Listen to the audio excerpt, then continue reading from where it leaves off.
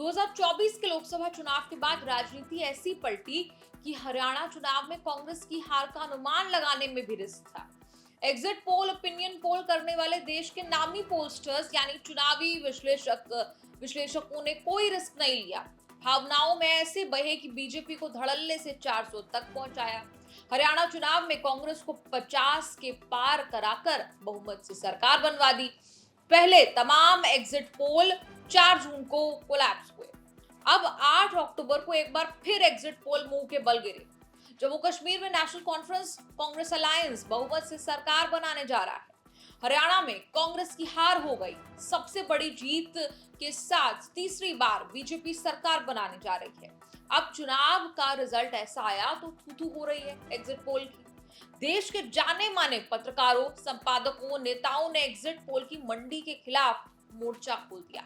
वीर सांघवी देश के जाने माने संपादक हैं। जैसे ही हरियाणा के ट्रेंड पलटने लगे, वीर सांघवी ने भविष्यवाणी कर दी कि नतीजे एग्जिट पोल इंडस्ट्री की ताबूत में आखिरी कील है। हमें गुमराह करने वाले पोल्स पर समय और पैसे दोनों खर्च नहीं करने चाहिए। विक्रम चंद्रा ने सवाल उठाया कि पोस्टर्स किससे बात करते हैं, एग्जिट पोल लाते हैं। नेशनल कॉन्फ्रेंस कांग्रेस की जीत का अनुमान लगाने के बाद भी उमर अब्दुल्ला ने एग्जिट पोल के खिलाफ लाइन ली थी। उमर अब्दुल्ला ने इतने फ्रंट फुट पर बैटिंग की कि एग्जिट पोल को समय की बर्बादी तक कह दिया। जम्मू कश्मीर का एग्जिट पोल सही साबित होने के बाद भी उमर ने दोहरा दिया कि exit poll waste of time. Social media के यूजर्स भी जमकर भड़ास निकाल रहे हैं एग्जिट पोल और पोलस्टर्स को लेकर। बीजेपी को 400 तक ले जाने वाले एग्जिट पोल 4 जून को फ्लॉप हुए तो इसका असर अक्टूबर में दिखने लगा था। हरियाणा, जम्मू कश्मीर के चुनावों को लेकर एग्जिट पोल की मंडी तो सजी, लेकिन रौनक गायब थी। बड़े बड़े पोस्टर्स बड़े बड़े ब्रांड्स से गायब थे। किसी का कॉन्ट्रैक्ट टूटा, किसी का क्लाइंट बदल गया, कुछ ने टीवी चैनल के लिए एग्जिट पोल की, कुछ ने डिजिटल प्लेटफॉर्म पर ठिकाना ढूंढा। कुछ नई एग्जिट पोल एजेंसियों ने भी मंडी में दस्तक दी, लेकिन पता बदलने से एग्जिट पोल की दुर्गति नहीं बदलती।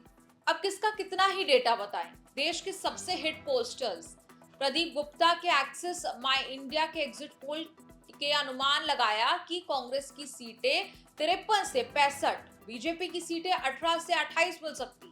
पीपल्स पल्स सर्वे के एग्जिट पोल के मुताबिक कांग्रेस को 49 से 61 सीटें, बीजेपी को 20 से 32 सीटें मिलनी थी। ध्रुव रिसर्च ने कांग्रेस को 50 से 64 सीटें दी, बीजेपी को 22 से 32 सीटें दी। सी वोटर ने कांग्रेस को 50 से 58 सीटें, बीजेपी को 20 से 28 सीटें दी। मैट्राइज ने कांग्रेस को 55 से 62 सीटें दी, बीजेपी को 18 से 24 सीटें दी। टीआईएफ रिसर्च ने कांग्रेस को 45 से 53 सीटें दी, बीजेपी को 29 से 37 सीटें दी। पी मार्क ने कांग्रेस को 51 से 61 और बीजेपी को 27 से 35 सीटों का अनुमान लगाया। नतीजा आया एग्जिट पोल के बिल्कुल उलट, एक भी सही नहीं। हरियाणा में कांग्रेस की सरकार बनाने का अनुमान लेकर आए पोस्टर्स के अनुमान फिर धराशायी हुए।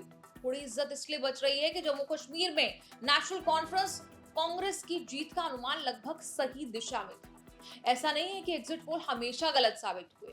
2014 से पहले भी और 2014 से 2024 लोकसभा चुनाव से पहले तक कई पोल सही साबित हुए। कुछ पोलस्टर्स ने सटीक अनुमान लगाकर वाहवाही लूटी। कुछ ऐसी ही सक्सेस स्टोरीज के कारण धीरे धीरे एग्जिट पोल धीरे धीरे इंडस्ट्री बनने लगी। एग्जिट पोल का इस्तेमाल पार्टियों ने अपनी अपनी सुविधा से करना शुरू किया। जीतते दिखे तो एग्जिट पोल बहुत खूब, हारते दिखे तो एग्जिट पोल खारिज। हरियाणा कांड के बाद एग्जिट पोल और पोलस्टर्स फिर से अब निशाने पर हैं। आपका इस रिपोर्ट पर क्या कुछ कहना है, आप कमेंट्स पर लिखकर अपनी राय जरूर दें और देखते रहिए न्यूज़ तक।